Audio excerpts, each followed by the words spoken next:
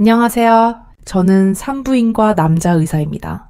전고 실력 있는 의사로 소문이 나서인지 매일 많은 여성 환자들이 저를 찾아옵니다. 그 중에는 젊고 아름다운 분들도 많습니다. 어느 날 아침 병원으로 출근해 진료 준비를 하려고 의사 탈의실에 들어갔습니다. 그런데 갑자기 안에서 누군가 깜짝 놀란 듯한 소리를 질렀습니다. 순간 놀라 고개를 들이밀자 박수진 간호사가 탈의실에서 옷을 갈아입고 있는 모습을 보게 되었습니다. 그녀는 위솥을 벗고 속옷 차림으로 있었고 당황한 표정으로 저를 쳐다보았습니다. 저도 너무 놀라 얼른 고개를 돌리며 왜 옷을 갈아입으면서 문을 닫지 않으셨어요? 라고 말했습니다. 그런데 그녀는 오히려 장난스러운 미소를 지으며 도연 선생님이었군요. 아침부터 이런 일이 생기네요. 라고 말하며 웃음을 터뜨렸습니다. 저는 얼굴이 화끈거려 얼른 탈의실을 나왔습니다. 탈의실에서 나온 후에도 마음이 진정되지 않았습니다. 간호사 수진의 당당하고 섹시한 모습을 떠올리게 되어 당황스러웠습니다. 의사로서 여성 환자의 신체를 보는 것은 일상적인 일이지만 왜인지 그날 본 수진의 모습은 다른 감정을 불러일으켰습니다. 얼마 지나지 않아 수진이 간호사복을 입고 나왔습니다. 그녀는 저를 바라보며 장난스럽게 웃으며 말했습니다. 오늘따라 아침에 일찍 오셨네요, 선생님. 저는 당황하며 네 라고 대답했지만 시선은 그녀의 눈만 바라볼 뿐 다른 곳을 보지 않으려 했습니다. 그러자 그녀는 더 큰 소리로 웃으며 말했습니다. 아까 못 본 거 많으셨죠? 다음엔 좀 더 제대로 보여드릴까요? 저는 얼굴이 붉어져 아무 말도 하지 못하고 진료실로 들어갔습니다. 진료를 시작하며 환자들을 맞이했지만 계속해서 그녀의 말이 머릿속에 떠올라 집중하기 어려웠습니다. 수지는 이미 결혼한 사람이었고 저도 가정이 있는 사람이라서 이런 생각을 하는 것 자체가 옳지 않다고 스스로를 다그쳤습니다. 그날 아침 진료실로 들어온 첫 환자들은 중년 여성 두 분이었습니다. 다행히 큰 문제는 없었고 단순한 염증으로 인해 약 처방을 하고 간단히 진료를 마칠 수 있었습니다. 하지만 그날은 어쩐지 평소와 다르게 마음이 복잡했습니다. 그날 세 번째로 진료실에 들어온 환자는 27, 28세 정도로 보이는 세련된 분위기의 젊은 여성분이었습니다. 그녀는 키가 크고 몸매가 좋았으며 무엇보다도 패션 센스가 돋보였습니다. 깊게 파인 목선이 드러나는 옷차림은 약간 당황스러울 정도로 매력적이었습니다. 하지만 산부인과 의사로 일한 지도 몇 년이 된 저는 이런 상황에 익숙해져 있었습니다. 마음속으로 불편한 감정이 스쳐 지나갔지만 곧 평정을 되찾고 차분히 되었습니다. 저는 미소를 지으며 말했습니다. 안녕하세요. 편히 앉으세요. 어디가 불편해서 오셨나요? 그녀는 저를 잠시 바라보다가 제 옆에 서 있던 간호사 박수진을 보며 미소 지으며 말했습니다. 이 간호사님이 저 좀 봐주실 수 있을까요? 수진 간호사는 곧바로 부드러운 미소로 답했습니다. 죄송합니다. 저는 간호사라 진료를 할 수 없어요. 이쪽 김도연 선생님이 담당 의사세요. 그녀는 다시 저를 한 번 쳐다보더니 물었습니다. 혹시 여기 여성 의사 선생님도 계시나요? 저는 미소를 유지하며 대답했습니다. 네, 바로 옆 진료실에 여성 의사 선생님이 계십니다. 그쪽으로 가시면 되는데요. 그녀가 걱정스러운 목소리로 말했습니다. 거기로 가면 또 오래 기다려야 하나요? 네, 순번 대기 시스템이라 시간이 조금 걸릴 수 있습니다. 그녀는 잠시 망설이다가 주위를 둘러보며 수진 간호사에게 말했습니다. 혹시 간호사님이 잠깐 나가주실 수 있을까요? 저는 정중히 답했습니다.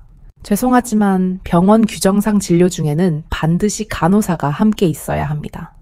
혼자 진료를 보는 것은 어려운 상황입니다. 그녀는 잠시 생각하더니 고개를 끄덕이며 말했습니다. 알겠습니다. 여자끼리인데 크게 신경 쓸 건 없겠죠. 그녀는 머뭇거리며 얼굴이 붉어졌고 마침내 부끄러운 듯 말을 꺼냈습니다. 사실 몸의 아래쪽에 뭔가 이상이 있는 것 같아요. 저는 진지하게 되물었습니다. 어느 부위를 말씀하시는 건가요? 그녀는 얼굴을 더 붉히며 눈길을 피하더니 작은 목소리로 말했습니다. 그 아래쪽이에요. 그녀의 말을 듣고 저는 대충 상황을 이해했습니다. 산부인과를 찾는 환자분들이 주로 이런 부위에 문제가 있어 내원하기 때문에 익숙한 경우였습니다. 저는 옆에 있는 수진 간호사에게 말했습니다. 진찰 준비 부탁드려요. 기구를 준비해주세요. 수진 간호사는 고개를 끄덕이며 옆에 있는 검사실 문을 열고 먼저 들어갔습니다. 저는 환자를 향해 말했습니다. 잠시 검사실로 들어가서 자세히 확인해 볼게요. 그녀는 살짝 긴장한 표정으로 고개를 끄덕였고 저는 그녀를 검사실로 안내했습니다. 그 순간 간호사 수진이 잠시 자리를 비운 틈을 타서 그 여성 환자는 제 귀에 대고 조용히 속삭였습니다. 사실 검사까지는 필요 없어요. 아래쪽에 뭔가 남아있는 것 같거든요. 그 말을 듣고 저는 대략 무슨 상황인지 짐작할 수 있었습니다. 이전에도 간혹 여성 환자들이 산부인과에 오셔서 비슷한 문제를 호소한 적이 있었으니까요. 그들 중 일부는 특정 물건을 사용하다가 실수로 그것이 몸 안에 남게 되어 어쩔 수 없이 병원을 찾는 경우도 있었습니다. 저는 최대한 예의를 갖춰서 답했습니다. 그래도 정확한 상태를 확인하려면 먼저 검사를 하는 게 좋습니다. 그게 환자분 건강을 위해서도 필요하니까요. 그 후 저는 일회용 장갑을 착용하고 준비를 마쳤습니다.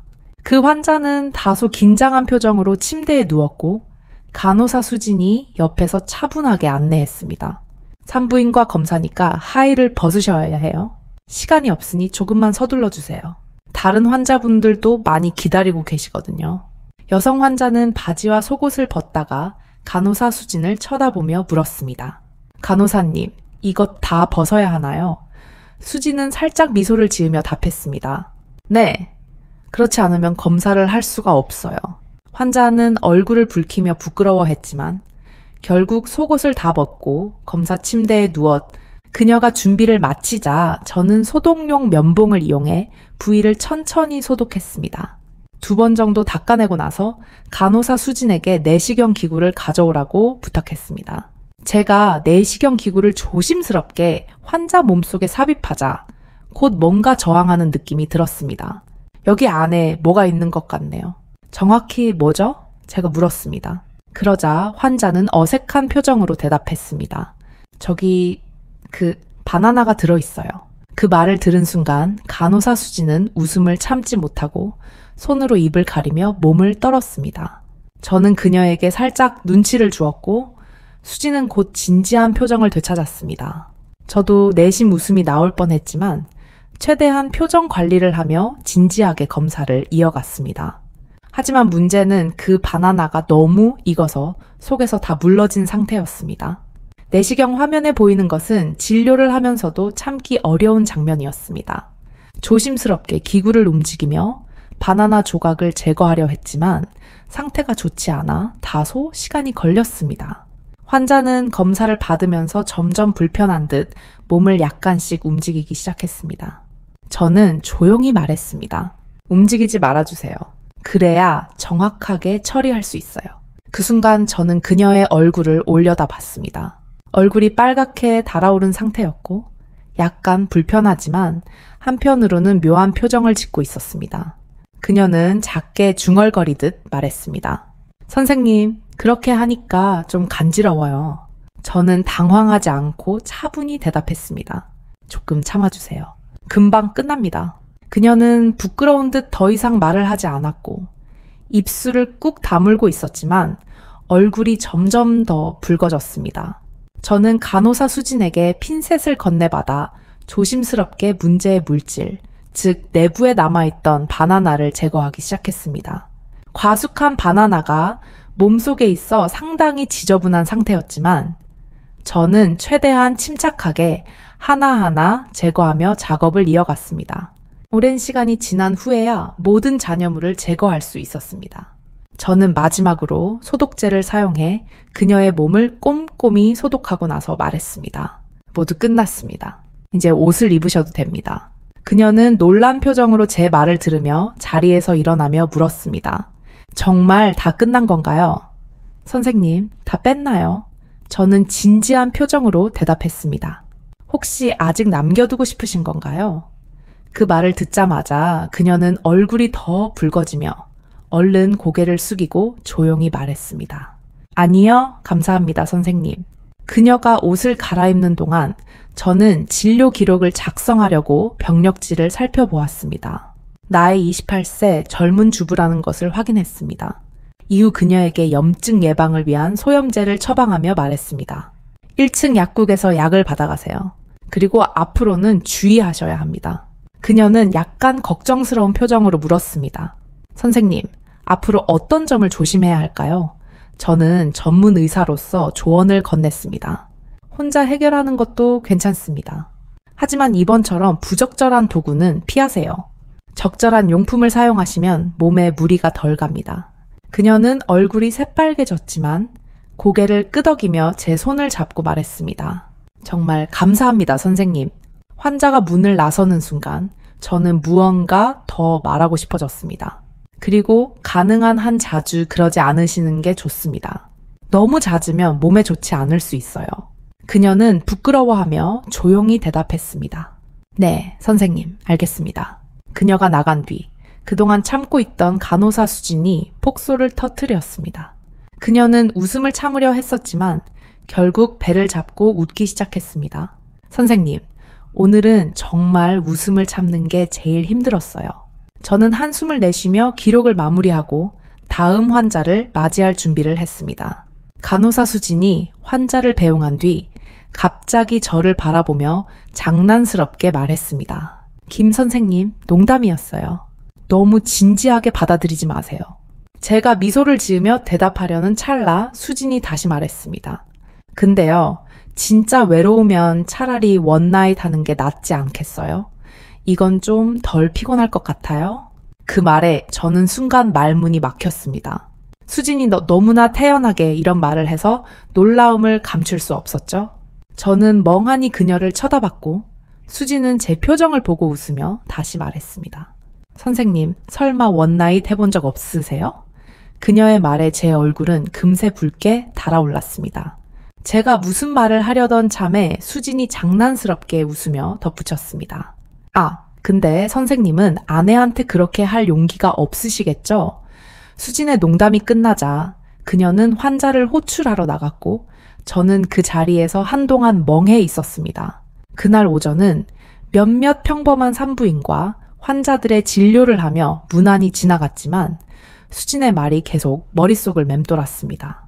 수진은 정말 그런 경험이 있던 걸까? 이런 생각이 자꾸 떠올랐지만 저는 고개를 흔들며 진료에만 집중하려 했습니다. 오후가 되자 병실을 돌며 간단한 점검을 마쳤고 오후에는 병원이 비교적 한산한 편이었습니다. 저녁이 되어 퇴근할 준비를 하던 중 아내에게서 전화가 왔습니다. 여보, 오늘 회사에서 회식 있어서 집에 늦게 들어가요. 저녁은 알아서 챙겨 먹어요. 저는 살짝 서운한 마음을 숨기며 대답했습니다. 알겠어. 조심히 들어와. 전화를 끊고 조용히 차에 올라탔습니다. 이런 상황은 익숙했기에 크게 동요하지 않았습니다. 아내는 회사 일로 자주 야근하거나 회식에 참석해야 했고 그 때문에 함께 저녁 식사를 하는 날이 손에 꼽힐 정도였습니다. 집에서 밥을 해먹는 일도 드물었죠. 차를 천천히 몰며 퇴근 시간에 혼잡한 도로를 피해 병원 근처의 작은 길로 접어들었습니다. 대로변은 퇴근 차량들로 꽉 막혀 있었고 이 작은 길은 시간이 더 걸리더라도 스트레스 없이 집에 가기 좋은 경우였습니다. 차창 밖으로 보이는 도심에 화려한 넌사인과 반짝이는 불빛들이 눈에 들어왔습니다. 오랜만에 느껴보는 도시의 야경은 묘하게 마음을 편안하게 해주었습니다. 그러다 한 레스토랑 앞을 지나치며 불현듯 마음이 끌렸습니다. 오래간만에 스테이크가 먹고 싶네. 네, 그렇게 생각하며 차를 멈추고 레스토랑 앞에 주차했습니다. 안으로 들어가 조용한 분위기의 창가 자리로 안내를 받았습니다. 커다란 유리창 너머로 보이는 도심의 풍경과 레스토랑 안의 따뜻한 조명 덕분에 분위기는 한층 더 아늑해 보였습니다. 은은한 조명 아래 레스토랑의 분위기는 정말 아늑했습니다. 자리에 앉자마자 저는 우선 레드와인 한 잔을 주문했고 이어서 미디엄 레어 스테이크와 크림 파스타까지 추가로 주문했습니다. 평소에 먹는 양이 좀 많은 편이라 조금 욕심을 부렸습니다.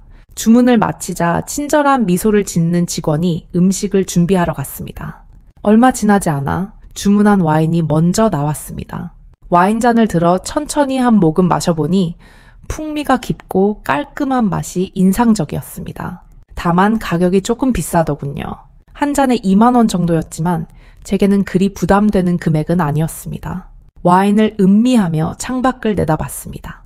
유리창 너머로 보이는 도심의 화려한 야경과 넌사인들은 밤의 활기를 더해주었습니다. 그렇게 한참을 외부를 바라보며 여유를 즐기다가 문득 이상한 시선이 느껴졌습니다. 누군가 제 쪽을 계속 보고 있는 듯한 느낌이 들었죠. 고개를 돌려보니 반가운 듯 미소 짓는 한 여성이 있었습니다. 그녀는 어딘가 익숙한 얼굴이었지만 당장 누구인지 기억이 나지 않았습니다. 부드러운 조명 아래 그녀의 세련된 모습은 더욱 눈에 띄었고 저는 잠시 어리둥절한 기분이 들었습니다. 혹시 나를 알아보는 건가? 이런 생각을 하며 고개를 숙여 와인에 집중하려던 순간 그녀가 천천히 제 쪽으로 걸어왔습니다. 가까워질수록 제 심장은 점점 빨리 뛰기 시작했고 저는 괜히 얼굴이 붉어져 시선을 피하고 싶어졌습니다. 마침내 그녀가 제 자리 앞에 멈춰 서서 조심스러운 목소리로 물었습니다. 저 혹시 김 선생님 맞으시죠? 그녀가 저를 이름 대신 김 선생님이라고 부르는 순간 저는 본능적으로 고개를 들었습니다. 환자들이 저를 부를 때 주로 쓰는 호칭이었기 때문에 습관적으로 대답할 수밖에 없었죠. 네, 맞습니다. 혹시 어디서 배웠을까요? 그녀의 얼굴을 보며 기억을 더듬어 보려 했지만 구체적인 기억은 떠오르지 않았습니다. 다만 직업적인 경험으로 미루어 보아 산부인과 환자 중 한 명일 가능성이 크다고 생각했습니다. 그녀는 부드럽게 웃으며 말했습니다. 김 선생님, 벌써 저를 잊으신 건가요? 그러면서 몸을 살짝 앞으로 기울이며 제 쪽으로 더 가까이 다가왔습니다. 그 순간 그녀의 블라우스 목선이 살짝 벌어지며 드러난 가느다란 목걸이와 미묘한 노출이 눈에 들어왔습니다. 저는 순간적으로 시선을 돌리며 마음을 진정시키려고 깊게 숨을 들이마셨습니다. 그럼 제가 힌트를 드릴까요? 그녀는 웃으며 말을 이어갔고 저는 차분한 표정을 유지하며 그녀의 말을 기다렸습니다. 그녀는 미소를 지으며 제 옆에 빈자리를 가리키며 물었습니다. 김 선생님, 여기 앉아도 될까요? 저는 약간 당황하며 대답했습니다. 네, 그러세요. 하지만 머릿속에서는 여전히 이 세련되고 매력적인 여성이 누구인지 떠올리려 애쓰고 있었습니다. 그녀는 자리에 앉으며 부드럽게 웃더니 약간 쑥스러운 표정으로 말했습니다. 김 선생님, 벌써 저를 잊으신 건가요? 오늘 오전에 병원에서 만났잖아요. 그녀의 말이 끝나자 저는 그제야 그녀가 누구인지 깨달았습니다. 바로 오늘 오전에 병원에 왔던 그 문제로 진료를 받았던 환자였습니다. 그녀를 알아보자마자 묘한 기분이 들었습니다. 병원에서 봤던 모습도 매력적이었지만 지금 레스토랑에서의 그녀는 훨씬 더 세련되고 우아해 보였습니다. 저는 조금 놀란 척하며 말했습니다. 아, 맞네요. 죄송해요. 반갑습니다. 그녀는 밝게 웃으며 말했습니다. 김 선생님, 혼자서 저녁 드시는 거예요? 사모님은 안 오셨나요? 그녀의 물음에 저는 잠시 멈칫하며 약간의 아쉬움이 스쳐갔습니다. 아내가 회사 일로 바빠서 오늘은 혼자입니다. 제가 대답하자 그녀는 미소를 지으며 말했습니다. 저는 이 레스토랑의 사장님이에요. 일이 없을 때 가끔 이렇게 매장을 들르곤 하죠. 저는 깜짝 놀라며 대답했습니다. 와, 정말 대단하시네요. 이런 고급 레스토랑을 운영하시다니요. 그녀는 손사래를 치며 웃었습니다. 아유, 대단하긴요. 그냥 밥벌이 하는 거죠. 김 선생님이 칭찬해 주시니 부끄럽네요. 근데 음식은 입에 맞으세요? 저는 웃으며 대답했습니다. 네, 예전에 한두 번 와봤는데 음식 맛이 정말 좋더라고요. 그녀는 기분 좋은 웃음을 지으며 말했습니다. 감사합니다. 김 선생님 같은 분이 찾아주시면 정말 영광이죠. 그러더니 그녀는 갑자기 제 테이블 위에 놓인 주문서를 집어들고 자리에서 일어났습니다. 그리고 주문서를 들고 앞에 있던 직원에게 손짓하며 말했습니다. 이 테이블 음식 빨리 준비해주세요. 잠시 후 한 단정한 여성 직원이 다가와 고개를 숙이며 주문서를 받아갔습니다. 그녀는 이어서 덧붙였습니다. 그리고 오늘 이 손님의 식사비는 제가 낼게요. 계산하지 마세요. 직원은 밝게 웃으며 대답했습니다. 네, 알겠습니다. 그녀의 말을 듣자 저는 깜짝 놀라며 말했습니다. 아니에요. 제가 오히려 감사해야 하는데 이렇게까지 하시면 제가 더 민망해지잖아요. 그녀는 웃으며 말했습니다. 무슨 소리세요? 김 선생님, 병원에서 그렇게 신경 써주셨잖아요. 오늘은 제가 보답하는 날입니다. 식사를 마칠 무렵 그녀는 제게 2층에 마련된 휴게 공간에서 차를 한 잔 더 하며 시간을 보내지 않겠냐고 권하셨습니다. 저는 잠시 고민했지만 그녀의 따뜻한 제안에 끌려 따라 올라가게 되었습니다.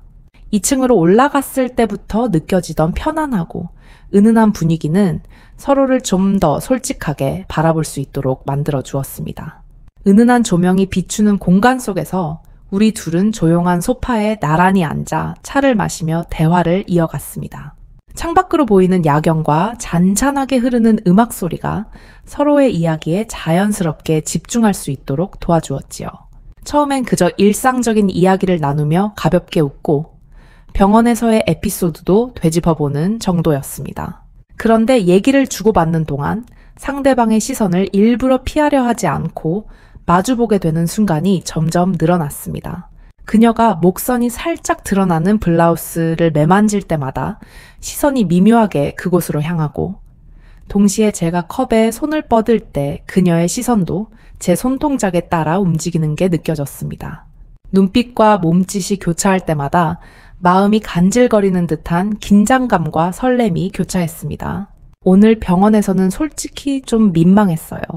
그래도 너무 전문적으로 대응해 주셔서 덜 창피했달까요? 그녀가 쑥스러워하며 꺼낸 말에 저는 웃으며 대답했습니다. 산부인과 진료는 환자분들이 대체로 많이 민망해 하시죠. 특히 남의 시선 때문인지 심리적 부담이 큰 편이니까요. 그치만 괜찮으셨다니 다행입니다. 이야기를 나누면서 어느새 우리는 서로에 대해 조금 더 편안해진 느낌이었습니다. 그녀가 몸을 살짝 제 쪽으로 기울이며 웃음을 지었을 때 그 미묘한 거리감이 한층 줄어든 기분이었습니다. 혹시 제가 너무 개인적인 이야기를 한 건 아니죠? 아닙니다. 편하게 말씀하셔도 돼요. 그렇게 답하며 고개를 저었을 때 그녀가 살짝 제 손등에 손을 얹었습니다. 저는 순간적으로 가슴이 두근거려서 잠시 멈칫했지만 이내 조심스럽게 그녀의 손을 가볍게 감싸주었습니다. 그녀도 그 손길을 피하지 않고 제 손에 살짝 힘을 주어 답해주었습니다. 고요한 음악이 흐르는 가운데 우리는 잠깐 서로의 눈을 바라보았습니다. 마음이 조금씩 격해지는 걸 느끼면서도 동시에 그 순간이 깨질까 조심스러워 숨소리조차 낮춰지는 기분이었지요. 저는 천천히 그녀의 어깨에 손을 올려보았습니다. 그녀는 제 품에 가볍게 기대어오며 고개를 살짝 떨구었는데 그 움직임마저 아늑한 분위기를 한층 더 깊게 만들어 주었습니다. 제 손끝이 그녀의 머리카락을 부드럽게 쓰다듬을 때 그녀의 어깨가 살짝 들썩이며 작은 떨림이 전해지는 듯 했습니다. 괜찮으세요? 저는 작은 목소리로 물었고 그녀는 조용히 고개를 끄덕였습니다. 네, 괜찮아요. 그 말을 듣자 안도감과 함께 더 가까워지고 싶다는 마음이 동시에 피어났습니다. 그녀는 부끄러운 듯 시선을 아래로 깔았다가 다시 살며시 제 눈을 바라보았습니다. 조용한 시간 안에서 오가는 시선은 그 자체만으로도 묘하게 긴장감을 자아냈습니다. 그러면서 제 손을 좀 더 단단히 잡아주었는데 서로의 손끝이 닿고 맞닿는 감촉이 너무나 선명하게 느껴졌습니다. 이윽고 그녀가 체중을 제 쪽으로 살짝 옮기면서 어깨를 기대어 왔을 때 심장이 더욱 빠르게 뛰기 시작했습니다. 저는 그녀가 불편하지 않도록 천천히 허리를 감싸 안았습니다. 옆에서 느껴지는 그녀의 청아, 제 품에 스며드는 부드러운 실루엣이 아찔할 정도로 떨림을 가져다 주었습니다. 그 후로 잠시 정적이 흘렀습니다. 음악 소리와 서로의 숨소리가 교차하는 사이 그녀가 가볍게 숨을 고르며 작은 목소리로 제 이름을 불렀습니다. 김 선생님, 아니, 이제 도연 씨라고 불러도 될까요? 처음으로 호칭을 바꿔 부르는 그녀의 말투와 살짝 떨리는 눈빛에 저 역시 가슴 한켠이 빠르게 뜨거워졌습니다. 네, 그럼 저도 편하게 부를게요. 자연스럽게 호칭이 부드러워지자 우리는 얼굴을 조금 더 가까이 마주했지요. 이마와 이마가 닿을 듯 말 듯한 거리가 되자 그녀의 눈동자에 비친 저와 제 눈동자에 비친 그녀가 분명히 보였습니다. 마치 서로가 서로를 깊이 들여다보는 듯한 느낌이었습니다. 그리고 그 순간 어쩌면 시간마저 천천히 흐르는 것처럼 느껴졌습니다. 저는 천천히 몸을 기울여 그녀의 볼 가까이에 입술을 가져갔습니다. 그녀는 살며시 미소 지으며 눈을 감았고 그 모습에 저도 자연스럽게 그녀의 입술에 가벼운 키스를 건넸습니다. 처음엔 볼을 스치는 듯한 짧은 접촉이었지만 곧 이어 서로를 확인하듯 조금 더 깊은 키스로 이어졌습니다. 서로의 숨결이 그대로 전해지는 가까운 거리, 심장이 뛰는 소리가 귓가에 울릴 정도로 크게 들리는 긴장감, 그리고 동시에 찾아오는 몽환적인 편안함이 묘하게 어우러졌습니다. 그녀의 입술을 느끼며 우리의 호흡은 조금씩 어긋났다. 다시 맞춰지고 작은 움직임에도 온 감각이 예민해져 서로를 더욱 선명하게 느꼈습니다.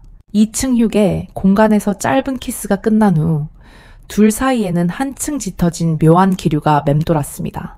잔잔하게 깔린 음악은 여전히 흐르고 있었지만 이제는 서로의 숨소리와 가슴 뛰는 소리가 더 크게 들리는 듯 했죠. 말없이 마주보는 눈빛이 깊어질수록 우리는 서서히 몸을 기댔습니다. 그 미세한 움직임만으로도 서로가 강렬하게 끌린다는 걸 깨달을 수 있었습니다. 그녀가 가볍게 제 옷깃을 잡아당기는 순간 어깨와 허리가 맞닿는 지점에서 뜨거운 열기가 전해졌습니다. 자연스럽게 서로를 좀 더 강하게 끌어안아 그 짧은 거리감마저 사라지고 두 사람의 천이 그대로 섞여 들었습니다. 시간이 흐를수록 호흡은 점점 더 거칠어지고 서로를 감싸는 손길은 더욱 섬세해졌습니다. 저도 모르게 그녀의 머리카락을 귀 뒤로 넘겨주며 목덜미 주변을 부드럽게 쓰다듬었고 그녀는 그 작은 손길에 반응하듯 상체를 제게 더 기댔습니다. 가까운 거리에서 전해지는 살결의 감촉은 불안과 긴장감보다는 오히려 편안한 따스함으로 느껴졌습니다. 가슴이 맞닿을 정도로 가까워지자 자연스럽게 심장 박동도 서로에게 전달되는 듯 했습니다. 서로를 꼭 끌어안으면서 옷 사이로 스치듯 닿는 팔과 허리, 그리고 목선을 따라오는 미세한 떨림이 생생하게 전해졌습니다. 그녀의 가벼운 숨소리가 제 귀에 들릴 때마다 몸이 저도 모르게 조금씩 달아올랐습니다. 조금 더 편한 공간으로 이동하시겠어요? 두 사람 모두 의식하진 않았지만 공간이 좁고 다른 사람들의 눈이 닿을 수 있다는 우려가 은근히 깔려 있었습니다. 그녀의 제안에 저는 고개를 끄덕였고 곧바로 뒷문 쪽 작은 방으로 자리를 옮겼습니다. 그 작은 방은 조명을 약간 줄인 채 아늑한 분위기를 풍겼고 우리만의 공간이 생기자마자 다시 서로를 끌어안았습니다. 문을 닫고 나서는 의식적으로 아무 말조차 하지 않았지만 오히려 그 정막이 더 깊은 교감을 만들어줬습니다. 그녀의 눈동자와 숨결이 더욱 가까이 느껴졌고 저는 망설임 없이 강렬하게 입을 맞추었습니다. 키스가 이어질수록 마음속 깊은 곳에서부터 뜨거운 무언가가 피어오르는 느낌이었습니다. 서로를 탐색하듯 손끝이 어깨, 허리, 그리고 등 곡선을 천천히 훑고 지나갔습니다.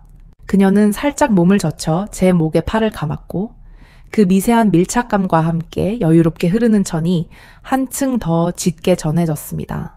어느 순간 그녀가 제 셔츠깃을 가볍게 당기며 웃음 짓더니 잠깐 벗어두시는 게 어때요? 라고 낮게 속삭였습니다. 저는 부끄럽지만 자연스럽게 겉옷을 벗었고 옷가지들이 하나씩 의자나 소파에 내려놓을 때마다 둘 사이에 흐르는 공기는 더욱 달아올랐습니다. 이제 옷 사이로 전해지는 마찰이 줄어드니 몸이 맞닿는 감촉이 훨씬 직접적으로 와닿았습니다. 그녀도 살짝 겉옷을 벗어두고 제가 가까이 다가서자 가슴께로 부드럽게 손을 뻗어왔습니다. 그녀가 손바닥으로 제 심장 박동을 느끼는 듯 가만히 대고 있을 때 저 역시 그녀의 허리를 감싸며 숨이 약간씩 고르지 못하게 빨라지는 걸 느꼈습니다. 시간이 얼마나 흘렀는지 모를 만큼 서로에게만 집중하다 보니 방 안의 온도가 금세 뜨거워지는 듯 했습니다. 가끔 눈이 마주칠 때마다 괜찮나요? 계속해도 될까요? 하는 짧은 확인이 있었지만 우리가 주고받는 대답에는 주저함이 없었습니다. 서로가 분명히 원하고 있다는 마음이 확실히 전해졌고 동시에 신중함과 배려심도 놓지 않았습니다. 옷깃을 살짝 풀고 목선을 드러내면서 그녀의 작은 숨소리에 저는 다시금 불편하시면 언제든 말씀하세요. 라고 낮게 속삭였습니다. 그녀는 그때마다 고개를 저으며 제 손을 이끌어 허리나 어깨 쪽으로 가져갔고 제게 더 다가오면서 대답 대신 그녀의 천으로 확신을 주었습니다. 키스는 자연스럽게 깊어졌고 입술과 입술이 맞닿는 횟수가 늘어날수록 서로의 채취와 미세한 떨림까지 세세히 느껴졌습니다. 목덜미를 스치는 숨결, 손등을 타고 올라오는 온기, 그리고 어깨가 닿을 때마다 스며드는 묘한 전율이 겹겹이 쌓여갔습니다. 감정이 최고조에 이르자 우리는 더 과감하게 서로를 받아들였습니다. 다만 첫 경험이 아닐지라도 이 상황 자체가 특별하다는 걸 서로 인지하고 있었기에 매 순간 더욱 신중하게 움직이려 애썼습니다. 순간순간의 떨림과 상대방의 반응을 놓치지 않으려 애쓰면서 동시에 격렬하게 끌리는 감정도 솔직히 나누고 싶었습니다. 어느 정도 긴 시간이 흐른 뒤 서서히 몸과 마음이 진정 국면에 들어갔습니다. 서로를 한참 동안 안고 있다가 그녀가 가만히 제 어깨에 머리를 기댄 채 작은 목소리로 말씀했습니다. 이렇게 편안한 설렘은 정말 오랜만이에요. 숨이 아직 고르지 못한 상태였지만 저는 그녀의 말을 듣고 가슴이 뭉클해지는 감정을 느꼈습니다. 저도 마찬가지예요. 감사합니다. 그제야 옷매무새를 천천히 다시 고쳐 입으며 둘은 작은 방 안에 흩어져 있던 물건들을 정리했습니다. 짙은 감정이 남긴 흔적이 방금 전까지 이곳을 가득 채웠다는 게 믿기지 않을 정도로 침묵 속에서 정돈하는 시간마저 묘하게 따뜻했습니다. 그렇게 어느새 다시 1층으로 내려올 준비가 끝났고 문 근처에서 그녀가 잠시 제 손을 잡아주며 미소 지었습니다. 깊은 눈빛이 여운을 남긴 채 저는 밖으로 나가며 다시 한번 그 온기와 감정을 곱씹었습니다. 마음 한편에는 아쉬움이 남았지만 동시에 후회 없는 순간이라는 확신이 들었습니다. 채올라 자리를 뜨면서도 아직 손끝에는 그녀의 온기가 남아 있었습니다. 짧았지만 강렬했던 이 밤의 청아 감정은 아마도 쉽게 잊히지 않을 특별한 기억으로 오래도록 남을 것 같았습니다. 병원의 오후는 보통 오전만큼 분주하지 않습니다. 예약된 환자들이 대부분 진료를 마치고 긴 대기줄도 서서히 줄어드는 시간대이지요. 나는 서류를 정리하고 있었고 간호사 수지는 환자 응대를 마무리하며 진료실 주변을 정돈하고 있었습니다. 수지는 다른 간호사 아린과 교대를 마친 뒤 갑자기 진료실 안으로 들어와 문을 닫았습니다. 평소 환자가 들어올 때 느껴지는 긴장감과는 다른 묘하게 비밀스러운 기운이 감돌았습니다. 수진이 장난기 어린 미소를 지으며 말합니다. 김 선생님, 요즘에 제가 배 아래쪽이 좀 불편해서요. 선생님께 검사 좀 받아볼 수 있을까요? 처음에는 그저 가벼운 농담인 줄 알았습니다. 의료진 사이에서는 간혹 어깨가 결린다, 피곤하다 같은 이야기를 주고받고 진료를 보기도 합니다. 하지만 산부인과 검사와 관련된 부탁이라면 사정이 다릅니다. 직업 윤리와 절차가 엄격히 요구되니까요. 저는 그녀의 요청에 당황하며 손사래를 칩니다. 규정상 간호사가 동석해야 하며 기록도 남겨야 합니다. 나는 침착함을 잃지 않으려 조심스럽게 아린 간호사나 다른 담당자를 모시는 것이 좋겠다고 제안하지만 수지는 고개를 가로젓습니다.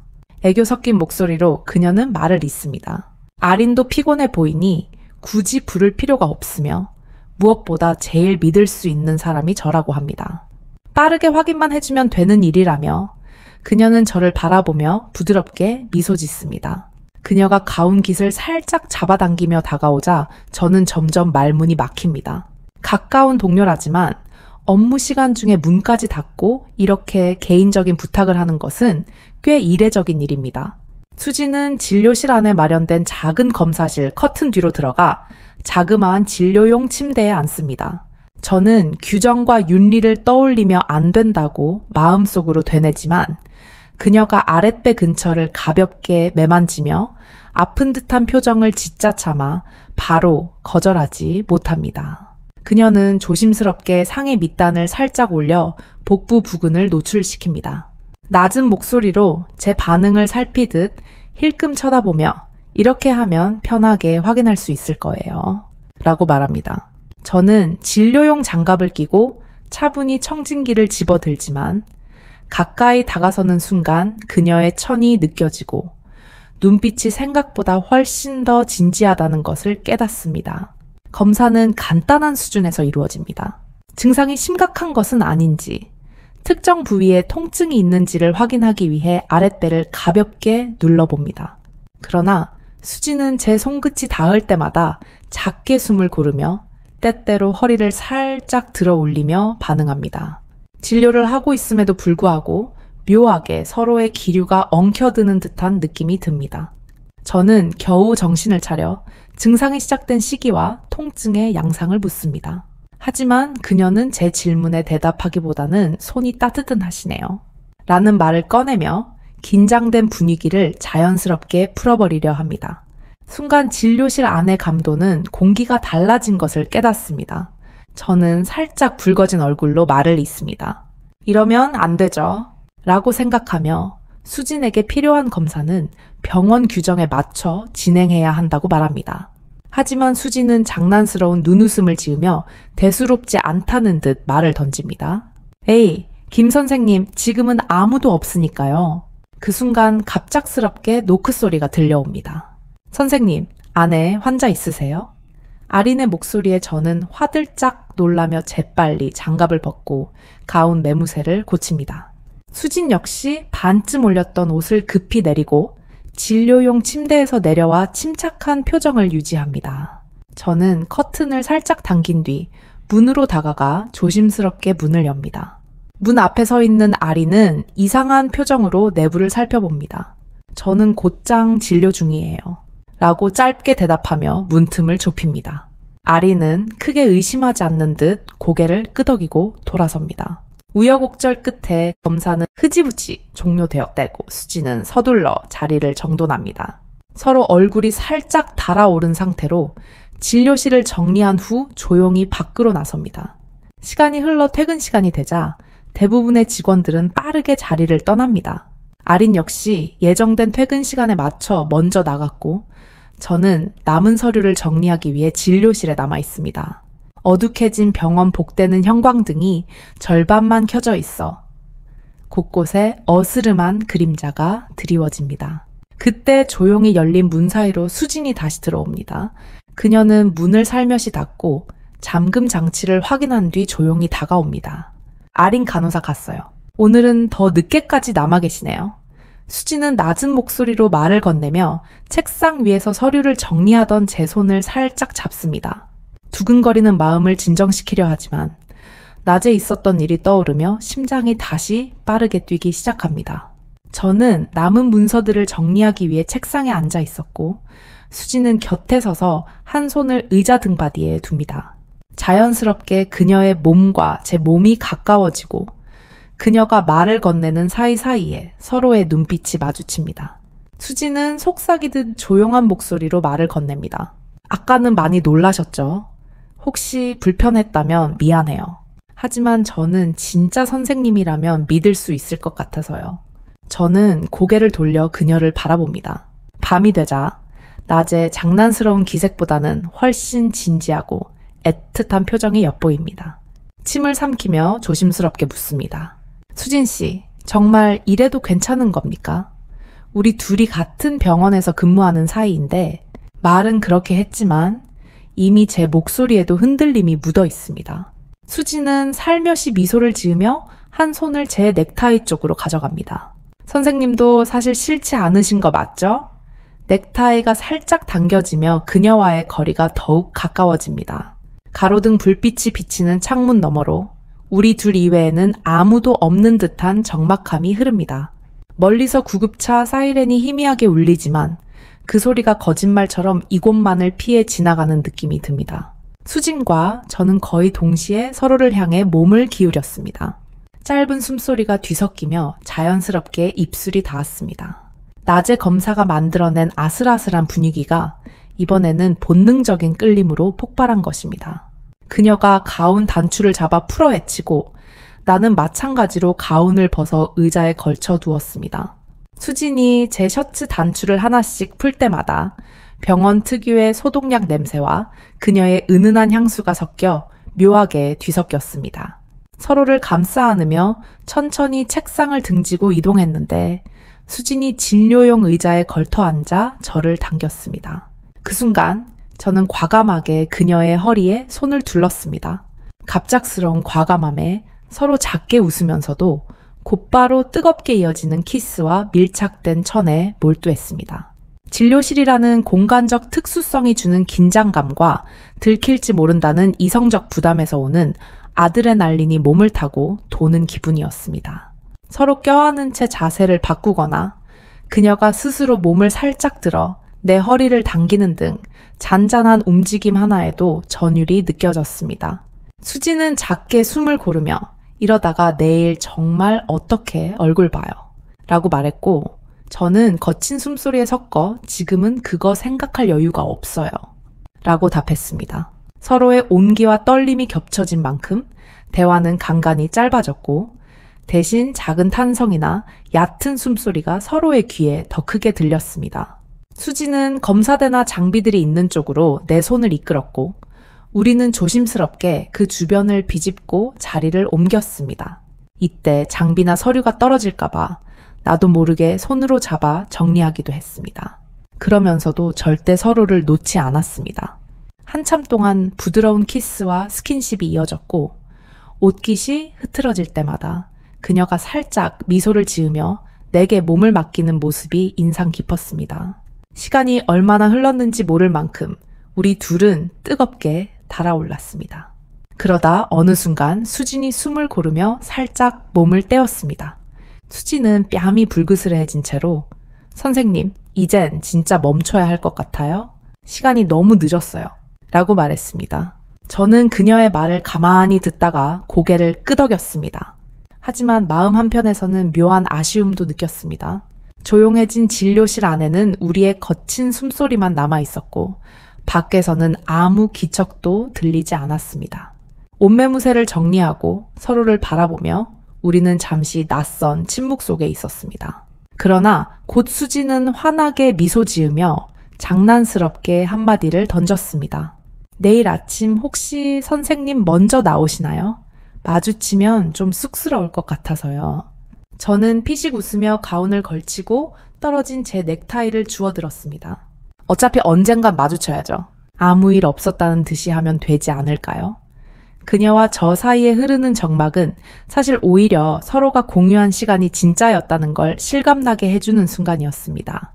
그렇게 우리는 우선 병원 내부를 한번 훑어보며 이상이 없는지 확인했습니다. 이미 사람이 거의 없었고 경비 담당 직원이 있을 뿐이었지요. 수지는 곧장 먼저 갈게요. 라며 살짝 손을 흔들고 후문 쪽으로 조용히 나갔습니다. 저는 남아서 불이 켜져 있는지 확인한 뒤 다시 한번 진료실 문을 잠그고 나왔습니다. 병원을 나서 차 타고 시동을 걸었을 때 문득 방금 전 상황이 비현실적으로 느껴졌습니다. 낮에 진료실에서 살짝 스쳐간 묘한 검사부터 아린의 노크에 심장이 떨어질 뻔했던 순간, 그리고 퇴근 후 이어진 은밀한 교감까지 너무 빠르게 많은 일이 벌어졌다는 생각이 들었습니다. 하지만 후회나 불쾌함보다는 오히려 짜릿하고 달콤한 감정이 더 컸습니다. 마음 한구석에서는 이대로 괜찮을까 하는 걱정도 있었지만 이미 벌어진 일은 뒤로 하고 싶었습니다. 다음날 아침 출근 시간에 맞춰 병원에 들어섰을 때 수지는 마치 평소와 다를 바 없는 표정으로 근무 준비를 하고 있었습니다. 그러나 서로 시선이 살짝 엇갈리는 순간 열게 붉어지는 그녀의 귀끝이나 작은 미소를 감추지 못하는 제 표정에서 어제의 일이 여전히 생생함을 느낄 수 있었습니다. 아린이나 다른 직원들은 전혀 눈치채지 못한 듯 보였지만 가끔 수진이 처방전이나 서류를 들고 제게 다가올 때마다 서로 짧게 교감하는 묘한 공기가 흘렀습니다. 두 사람만 알고 있는 비밀과 뜨거운 기억이 병원, 내 일상 속에서 조용히 공유되고 있었던 것이지요. 그 후에도 병원 업무는 계속됩니다. 환자를 돌보고 서류를 작성하고 간호사들과 의사가 협업하는 일상은 변함없습니다. 그러나 우리 둘 사이에는 더 이상 예전처럼 단순히 의사와 간호사만의 관계가 아닌 은밀하게 공유된 시간이 존재합니다. 언젠가 다시 한번 비슷한 긴장감과 유혹이 찾아올지 모른다는 생각에 마음속 어딘가가 두근거리는 건 어쩔 수 없나 봅니다. 오늘의 이야기는 여기까지입니다. 나 연예인처럼 예쁘지는 않지만 의학의 손을 살짝 빌려 주변 남자들의 시선을 끌기에는 충분하며 매력적인 몸매를 가지고 있습니다. 남편과 이혼한 후로는 혼자 지내고 있으며 남편은 아들과 함께 미국에 살고 있습니다. 이혼 후로는 여성으로서의 즐거움을 다시는 경험하지 못했습니다. 이윤정 언니는 제가 아파트 헬스장에서 알게 된 친한 언니입니다. 그녀에게는 고등학교 3학년에 재학 중인 19살 아들이 있습니다. 윤정 언니의 남편은 해외에서 장기간 일을 하고 있고 윤정 언니는 저보다 8살이나 많지만 우리는 같이 필라테스 수업을 들으며 알게 되었는데 윤정 언니가 동안이라 같은 또래인 줄 알고 커피 한 잔 하자며 대화를 시작했는데 대화가 잘 통하는 친구가 되었습니다. 그녀는 제가 이혼한 것을 알고 외로움을 달래주기 위해 자주 다양한 싱글 남성들을 소개해주곤 했지만 저는 그들이 제 몸만을 원할 뿐 진정으로 결혼을 생각하지 않는다는 것을 알고 몇 명 잠깐 만나고는 말았습니다. 사실 윤정 언니는 이런 부분에서 진짜 개방적인 편이라 그녀의 남편이 해외에 있는 동안 헬스장의 한 남성 트레이너와 몰래 관계를 맺곤 했습니다. 저는 지금 집에서 온라인 쇼핑몰을 운영하고 있고 윤정 언니는 전업주부입니다. 신기하게도 우리는 같은 아파트, 같은 동, 같은 라인에 살고 윤정 언니가 저보다 3층 더 위에 살고 있습니다. 우리 라인에 엘리베이터가 한 대인데 너무 늦게 오면 저는 계단을 타고 윤정 언니네 집을 올라가곤 했죠. 하지만 윤정 언니는 대담하게도 대낮에 계단에서 그 남성 트레이너와 관계를 맺더군요. 깜짝 놀란 저는 바로 돌아갔지만 윤정 언니도 저를 봤던 모양입니다. 그날 저녁 윤정 언니는 저희 집에 들어오더니 웃으면서 저에게 물었습니다. 낮에 너 맞지? 다행이다. 너 아니었으면 나 이 아파트 이사 나갈 뻔했어. 너도 한번 해볼래? 정말 짜릿해. 저는 얼굴이 빨개졌으며 언니 너무 대담한 거 아니야? 어떻게 대낮에 거기서 그래? 라고 말했습니다. 야, 이동해. 너 빼고 다 출근했지. 누가 그 시간에 계단을 쓰니? 우리 아들이 집에 있어서 멀리 가기에는 그렇고 오늘 막 몸이 불타오르는데 어떻게 그냥? 그이 불러서 한층 아래서 했는데 네가 올라올 줄이야? 윤정 언니의 이야기에 제 심장은 빠르게 뛰었습니다. 대낮에 본 장면을 떠올리며 외로웠던 마음이 요동치기 시작했습니다. 저도 정상적인 여성이고 정상적인 욕구를 가진 사람입니다. 전 남편과 이 문제 때문에 갈등이 많았습니다. 전 남편은 저보다 10살 많은 사업가입니다. 제가 전 남편 회사에 취직해서 직원으로 일할 때 남편이 이혼한 상태였다는 것을 알았지만 남편의 성실하고 열심히 노력하는 모습에 반했습니다. 전 남편도 저를 채용할 때부터 유심히 봤다고 하더군요. 그때부터 저는 사장인 전 남편과 연애도 하고 사업도 도와주어 5인밖에 되지 않던 회사를 직원이 100명 넘고 매출이 400억 넘는 회사로 성장시켰습니다. 전 남편의 사업 노하우와 저의 좋은 아이디어로 회사 방향을 바꿔 일궈낸 성과입니다. 사실 사업적으로 전 남편과는 최고의 파트너입니다. 하지만 2년 연애 끝에 결혼한 저희 부부는 그렇게 궁합이 맞지 않았습니다.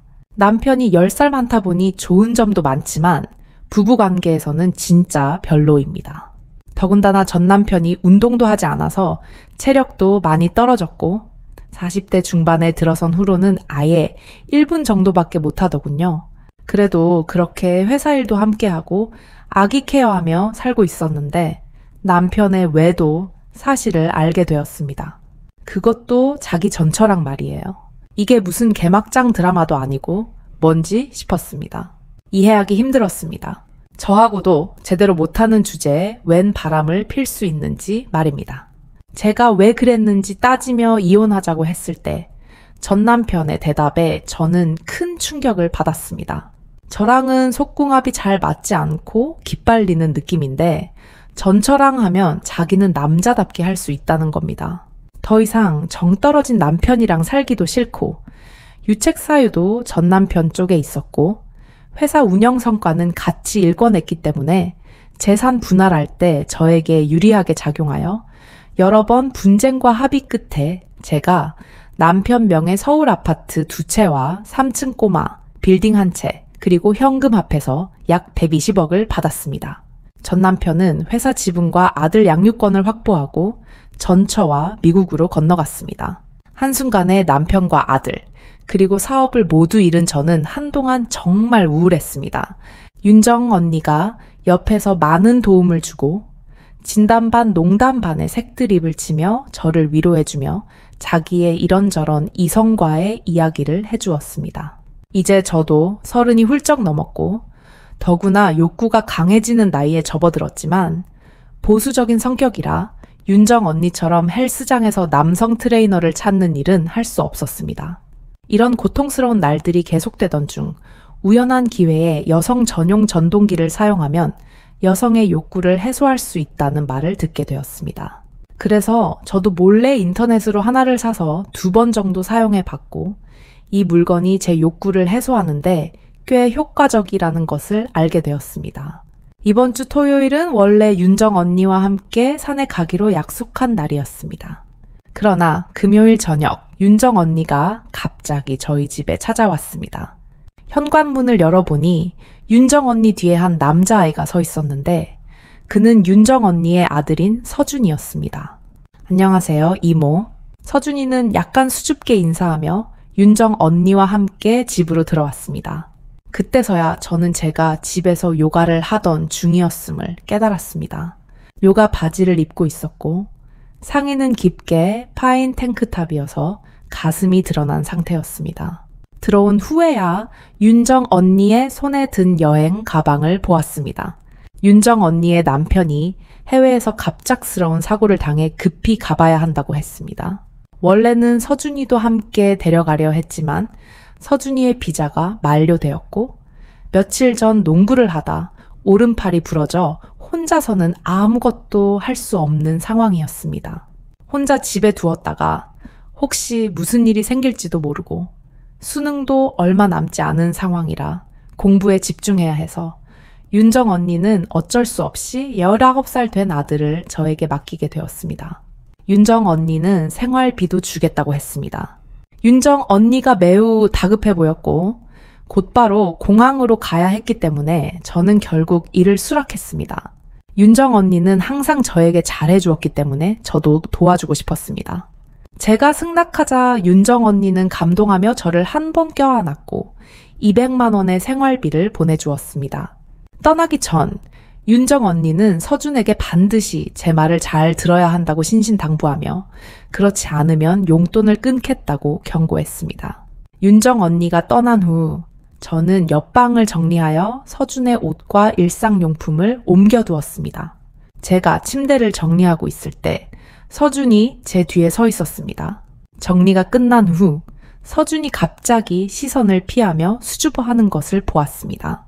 그제야 제가 입고 있던 잠옷이 너무 짧아 속옷이 노출되었을 것이라는 것을 깨달았습니다. 조금 부끄러워졌지만 태연한 척하며 서준아, 침대 다 정리했으니 여기서 자면 돼 라고 말했습니다. 감사합니다, 이모. 서준이는 예의 바르게 감사 인사를 했습니다. 예전에도 몇 번 봤지만 이번에 이렇게 제대로 본 건 또 처음입니다.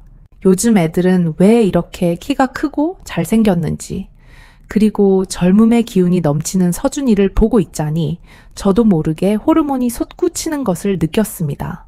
불안해진 저는 얼른 그의 방에서 나왔고 눈길조차 마주치지 못했습니다. 그렇게 서준이는 첫날 밤을 보냈고, 신기하게도 서준이가 우리 집에 온 첫날 밤, 저는 오랜만에 정말 편하게 잠을 잘 수 있었습니다. 다음날 오전 11시쯤 윤정 언니가 해외에서 영상 전화를 걸어왔습니다. 그녀는 이미 도착했고 서준이 아빠가 위험한 고비를 넘겼으니 걱정하지 말라고 했습니다. 그리고 서준에게 제 말을 잘 들어야 한다고 당부했습니다. 오후에는 서준이 집에서 공부를 하는 동안 저는 헬스장에 다녀왔습니다. 원래는 친구들과 저녁 약속이 있었지만 서준이 혼자 집에 있으면 밥을 챙겨 먹기 어려울 것 같아 약속을 취소하고 집으로 돌아왔습니다. 저녁 식사 후 서준이는 방으로 돌아갔고 저는 설거지를 마친 후 거실에서 잠시 쉬고 있었습니다. 그때 서준의 방에서 묘한 소리가 들려왔습니다. 처음에는 서준이 몰래 야한 영화를 보고 있는 줄 알았지만 자세히 들어보니 여자와 영상 통화를 하고 있는 것이었습니다. 통화 내용이 꽤 자극적이었고 영상 속 여자의 신음소리가 들리자 저는 얼굴이 붉어졌습니다. 제가 거실에서 헛기침을 하자 서준이 눈치채고 급히 영상 전화를 끊었습니다. 아마도 여기가 자신의 집이 아니란 걸 그제야 깨달은 것 같습니다. 서준이 방에서 나왔는데 민소매 셔츠를 입고 어깨에 수건을 걸친 채 왼손에 잠옷을 들고 있었습니다. 이모, 저 먼저 씻을게요.